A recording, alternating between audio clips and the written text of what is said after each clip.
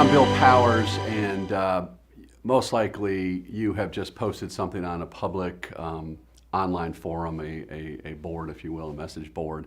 And that means either you or someone you love has potentially some legal troubles or problems in the state of North Carolina, and you're looking for answers.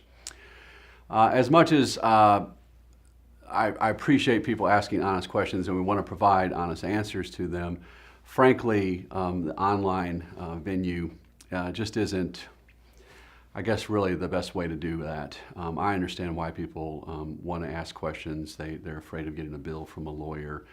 They're trying to get back on information. They don't want to get the hard sales pitch, and I understand that. And I also understand that sometimes people just don't have the financial resources, and they're having to research things online because they feel like they have to handle the matter themselves in court. A couple general comments. Online, you're never going to get a full or complete answer because the people answering the questions don't generally know all the facts, and you can write out a 20-page summary online, and I'd still, as a lawyer, would want to ask you more questions because you may focus on one thing and we may think something else is more important. The second point is that yes, you can handle these things by yourself, but if you're looking at the questions and posting questions, look at some of the prior ones and some of the prior answers, and you will see a surprisingly, in fact, maybe shocking number of inquiries where people are saying, how do I undo this? It's been so many years. How do I fix this? Can I do a motion of appropriate relief? Can I undo a ticket that I paid off? I see it day after day after day. And in some instances, you just can't. The third general point I want to go over with you is that while it may look easy, and you may have had some anecdotal conversations with, I always say, Uncle Freddie, oh, just go to court and say this and they'll do that. And I know in our culture nowadays that we just try to do everything online by ourselves and think we can handle it by just using our cell phone. That's not how court works. That's specifically not how criminal court works.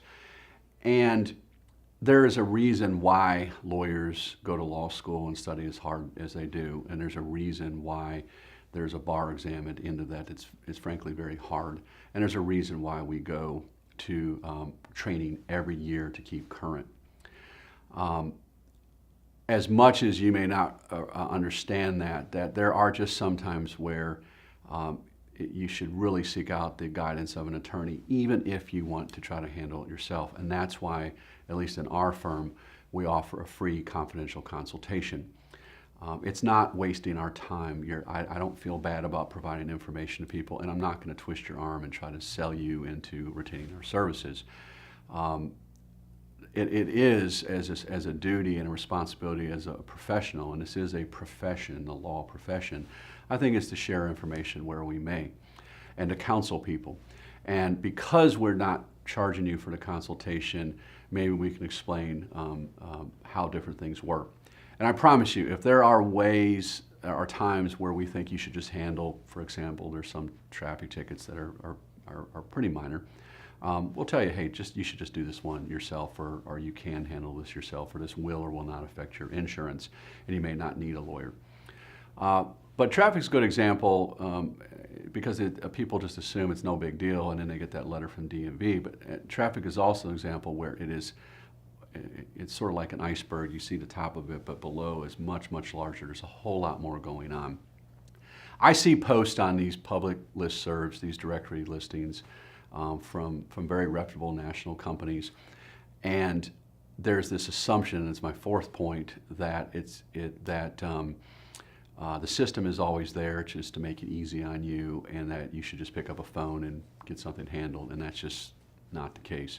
I recently saw a posting saying I want to use my PJC, and that's a little bit, again, not trying to be disrespectful, but putting the cart before the horse. You should not assume that just because you've heard of the term that you're entitled to one. It's not like something you keep in your wallet and you pull out and say, okay, here's my one get out of free jail card.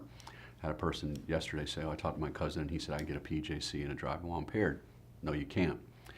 I appreciate your time of posting the question. I'd ask you to look at the answers. You're going to see, in this particular venue that you're looking at, you're probably going to see most of the answers, most of the time, being this: talk to a lawyer. This is serious. It's complicated. Talk to a lawyer.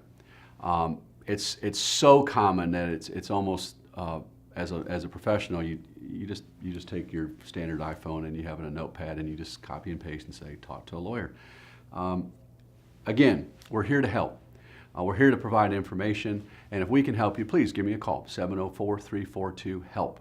If we can point you in another direction, if you're in another jurisdiction, maybe we don't go there. We do travel to state, but there's some matters it's just not smart or wise financially for us to go there.